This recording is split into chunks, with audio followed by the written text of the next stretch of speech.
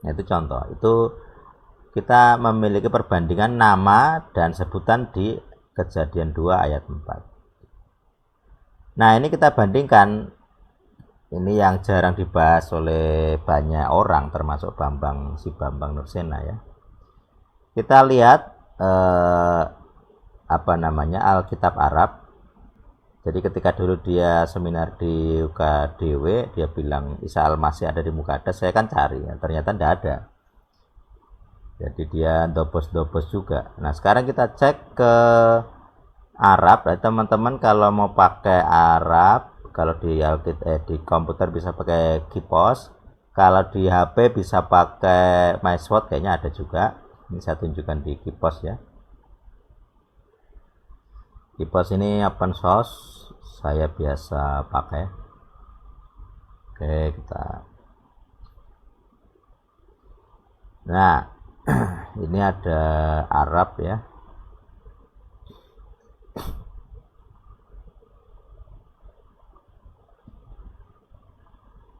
Ini kitabnya Smith and Van Dyck Al-Muqaddas. Ini kitab terjemahan standar yang dipakai orang-orang Arab rata-rata ya. Ada banyak versi, ada juga kitab El-Hayat. Nah, ini tapi kita pakai yang SVD, Smith Bible. Kita menuju ke Kejadian.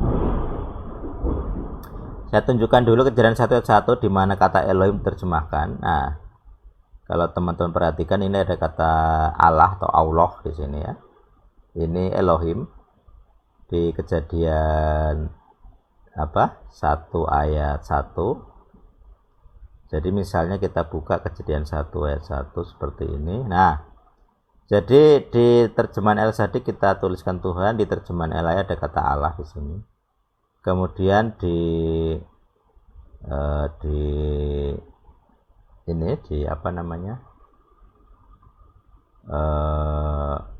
bahasa asli itu Elohim. Di bahasa asli Elohim, nah ini kata God di sini Elohim. Nah, ini ya. Sama seperti yang saya tunjukkan tadi di Kejadian 2 ayat 4, Elohim. God. Di sini tidak ada tulisan Allah ya, Elohim. Nah, di bahasa terjemahan itu ada dua variasi di Indonesia. Yang literal akan menggunakan kata Tuhan sebagai generic name.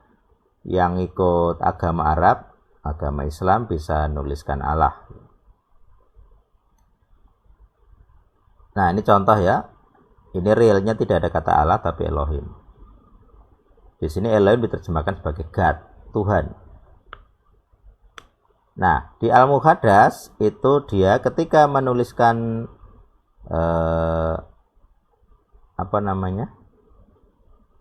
ada dua. Aku buka dua ya tadi. Bentar. Tutup salah satu aja ya.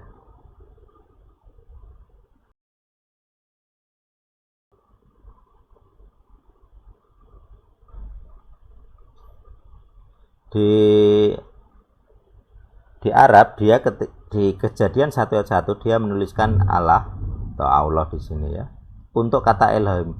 Tetapi saya tunjukkan di Kejadian 2 ayat 4 yang kita buka tadi yang ada tulisannya Adonai YHWH tidak ada kata Allah. Itu kira-kira di mana?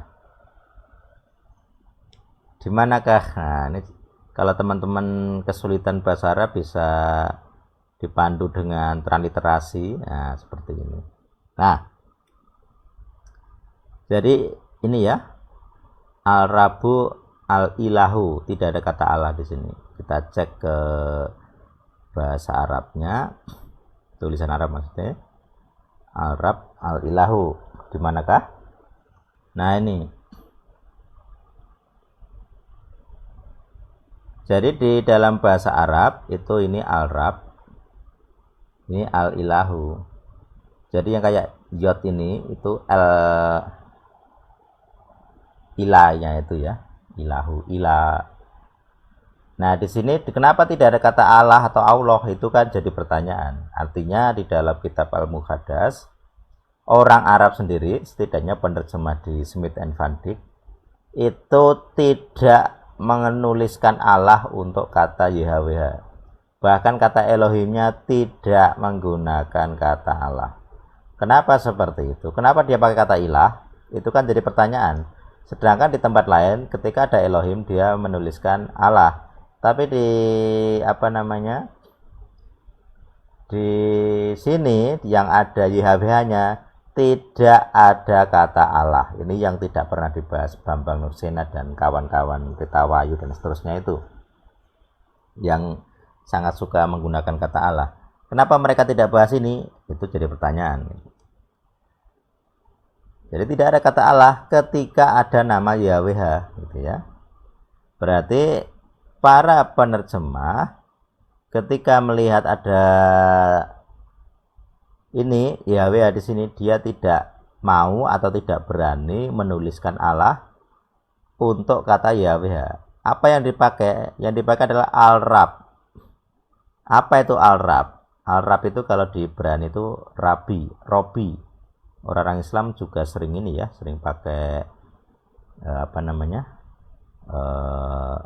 Robi ini ya. Ya Robi. Ya, gitu. Di Arab juga sama, Arab Kristen menggunakan kata Rob. Nah, kata Rob ini ya kalau diterjemahkan di kamus ya seperti kalau Tuhan ya. Tuhan huruf besar. Jadi dia nama sebutan untuk Tuhan. Bukan nama diri ya. Dia sebutan untuk Tuhan. Al-Rab. Sama seperti kalau kita menyebut Tuhan sebagai Tuhan. Apa itu Tuhan? Tuhan itu kan kita anggap Tuhan yang tertinggi gitu. Maha Tuhan gitu. Kalau dalam bahasa lain misalnya Jawa, kata Gusti bisa dipakai untuk Tuhan, bisa dipakai untuk raja atau majikan gitu ya. Kalau dia seorang bangsawan dia disebut Gusti.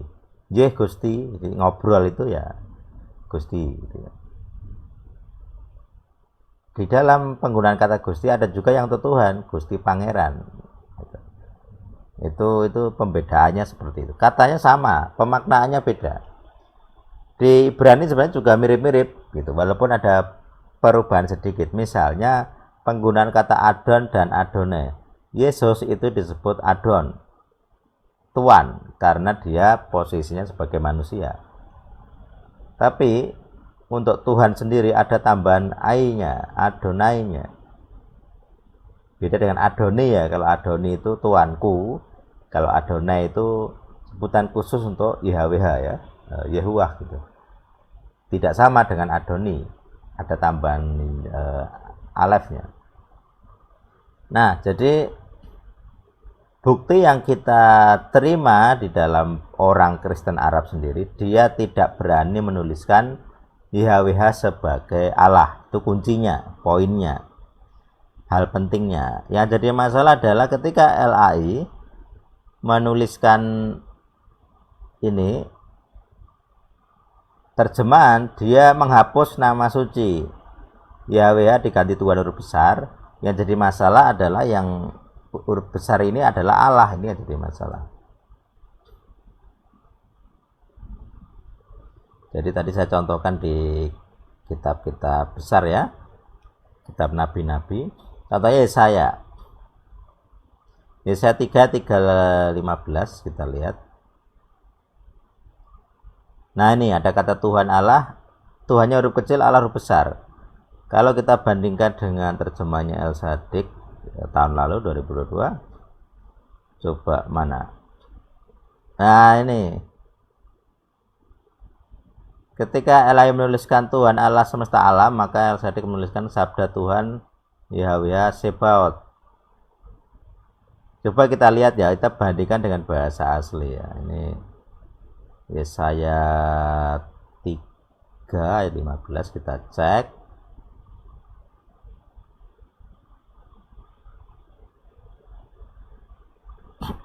Yesaya mana Yesaya? Baik. Nah, di sini di Yesaya 3:15 ada tulisan Adonai YHWH Sebaot. Kenapa Elai menuliskan Tuhan Allah semesta alam? Kata Tuhannya di mana? Tidak ada. Elohimnya tidak ada di sini. Termasuk terjemahan Inggris. Terjemahan Inggris juga bingung dia.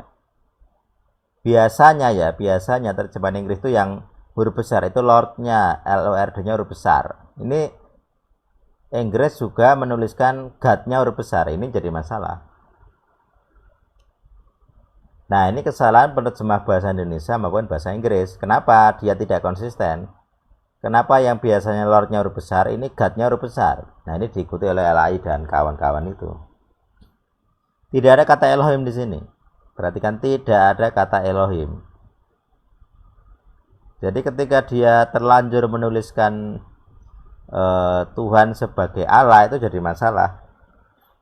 Ketika ketemu formula YHWH Elohim, dia tuliskan Tuhan Allah, oke, masih mending lah gitu ya, Tuhannya huruf besar.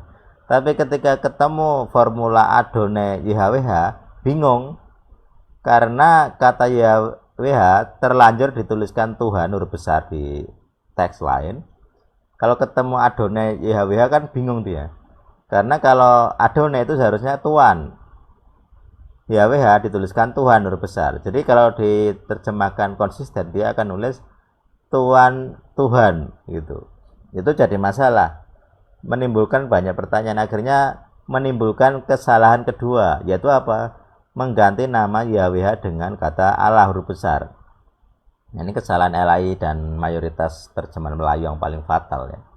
Terlalu Islami, mengganti nama YHWH sebagai nama diri dengan kata Allah yang jelas bukan nama yang benar.